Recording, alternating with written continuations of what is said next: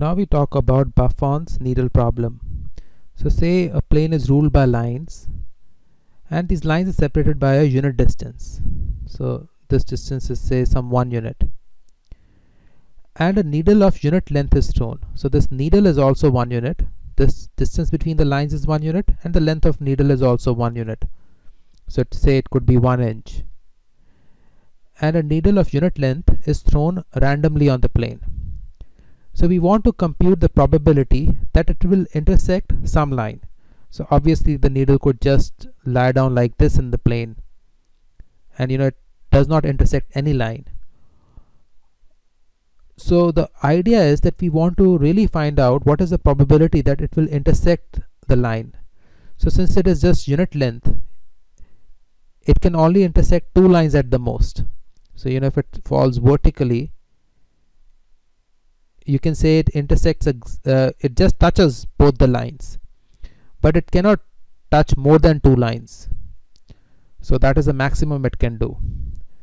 And we want to compute that it will intersect some line. So either it will intersect some bottom line or it will intersect the top line. So let us denote this xy as the center of the needle. So say we have some center of the needle right here. So this is the center of the needle. So now we define 2 random variables. One is the random variable z. So it is a random variable that measures the perpendicular distance from the center of the needle to the line below it. So this distance is random variable z. So if this distance is z, so this top distance would be 1 minus z, because total distance is 1 between the 2 lines. So z is uniformly distributed on the interval 0 to 1. So z could be 0, the midpoint could lie here, or it could be anywhere. But the midpoint of this needle lies between 2 lines.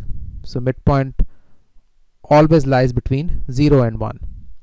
The second random variable we want to talk about is the angle theta which this needle makes with the line below it. So this is the angle theta. So theta is uniformly distributed on the interval 0 to pi. So 0 to pi is going from all the way to here. So this total angle is 0 to pi. So theta is uniformly distributed on 0 to pi. So notice that, say if random variable x is uniformly distributed on the interval alpha to beta, then you know that the density function is 1 over beta minus alpha.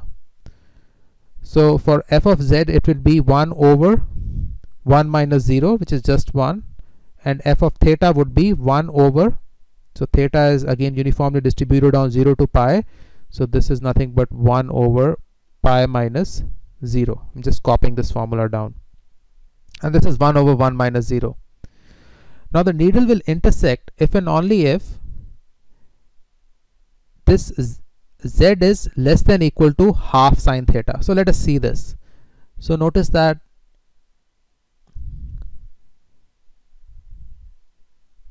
say this is the midpoint and this is the distance z. Now since this is the midpoint, the maximum length is half. So say right now the length is L. So what is z?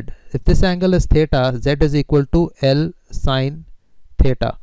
And what is the maximum value of L? The maximum value of L is half, because at the max the needle could be just touching the surface, just touching the line, and when it is just touching the line, the distance is exactly half. So then z would be half sine theta, where theta is this angle. So z is equal to half sine theta, or 1 minus z is less than equal to half sine theta.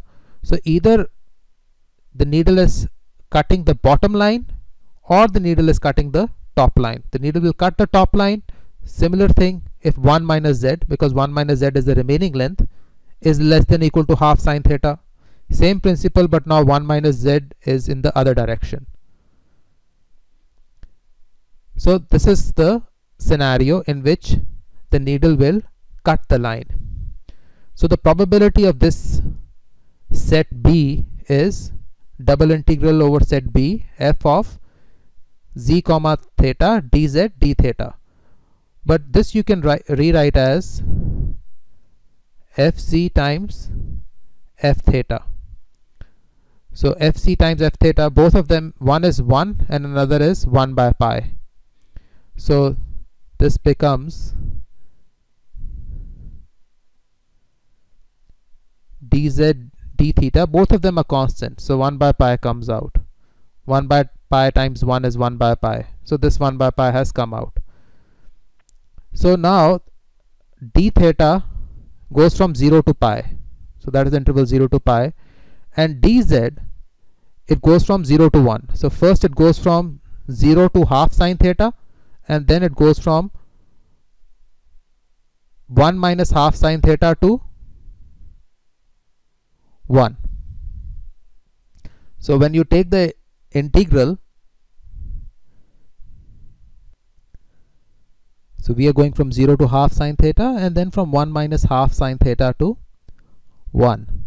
So you could have put a constant here, just 0 to c and then 1 minus c to 1, where c is half sine theta.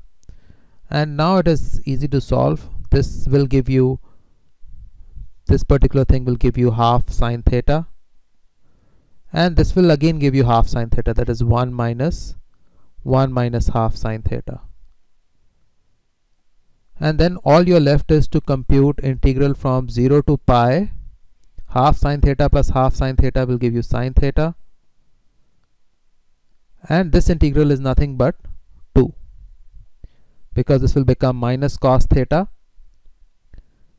going from 0 to pi, and that will give you 2 as the answer, because cos of pi is minus 1, and yeah, that will help you solve the problem. But so you get 2 by pi as the answer.